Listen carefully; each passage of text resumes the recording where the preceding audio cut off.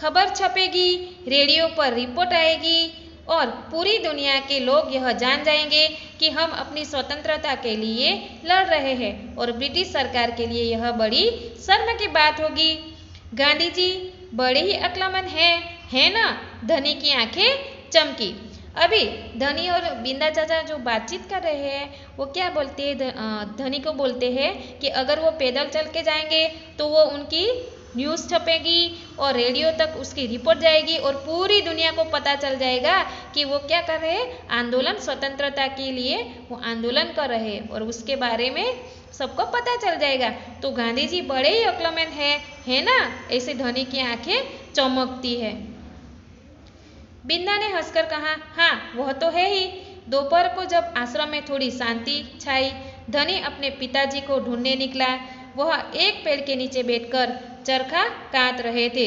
अभी बिंदा हंसकर कहते हैं, हाँ वह तो बड़े ही अक्लमंद है। दोपहर का टाइम होता है और आश्रम में थोड़ी शांति छाई होती है।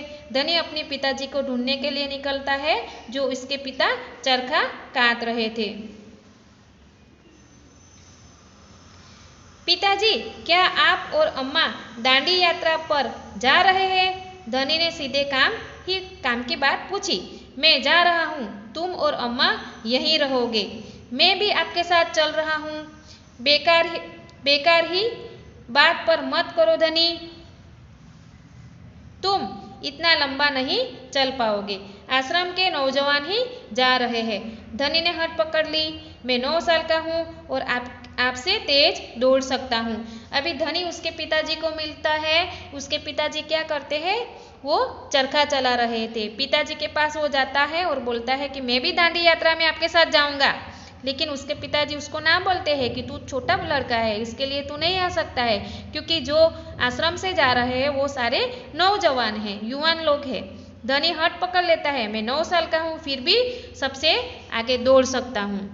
धनी के पिता ने चरखा रोककर बड़े धीरज से समझाया, सिर्फ वे लोग जाएंगे जिन्हें महात्मा जी ने खुद चुना है। ठीक है, मैं उन्हीं से बात करूंगा, वह जरूर हाँ कहेंगे। धनी खड़े होकर बोला और वहां से चल दिया। गांधी जी बड़े व्यस्त रहते थे, उन्हें अकेले पकड़ पाना आसान नहीं था, पर धनी को वह समय मालूम था जब उन्हें बात सुनने का समय होगा। रोज सुबह वह आश्रम में पैदल घूमते थे।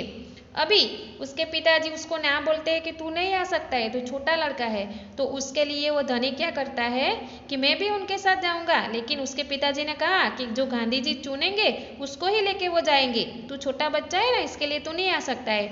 तो वो धनी क्या करता है, मैं गांधी जी के पास जाऊंगा और उनसे ही बोलूँगा कि मुझे लेके जाए। लेकिन गांधी जी तो बहुत व्यस्त रहते थे और उसको धनी को पता था कि सुबह का जो समय होता है ना, वो आश्रम में पैदल घूमते हैं।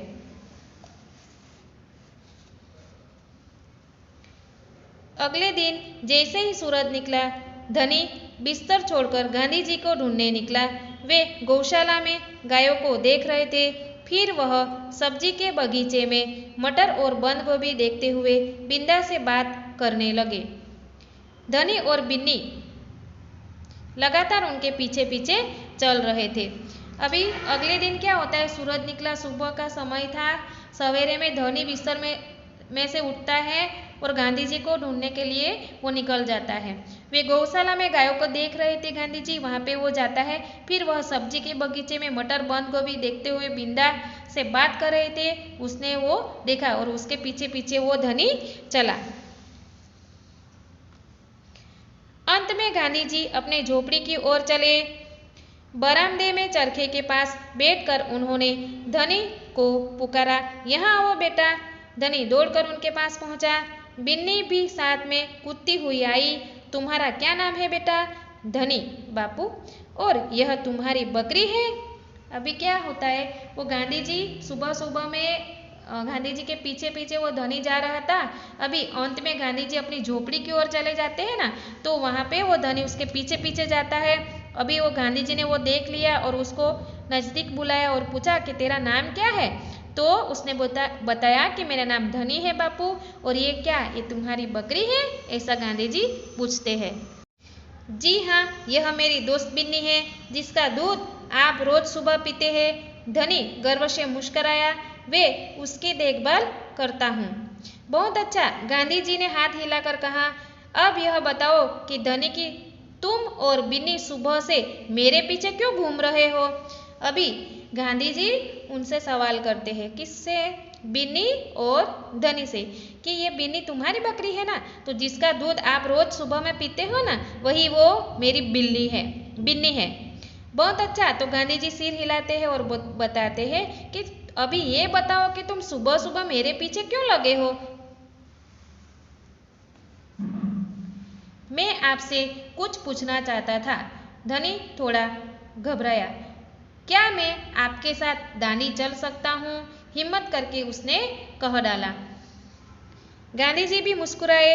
तुम अभी छोटे हो बेटा, दांडी तो बहुत दूर है। सिर्फ तुम्हारे पिता जैसे नौजवान ही मेरे साथ चल पाएंगे।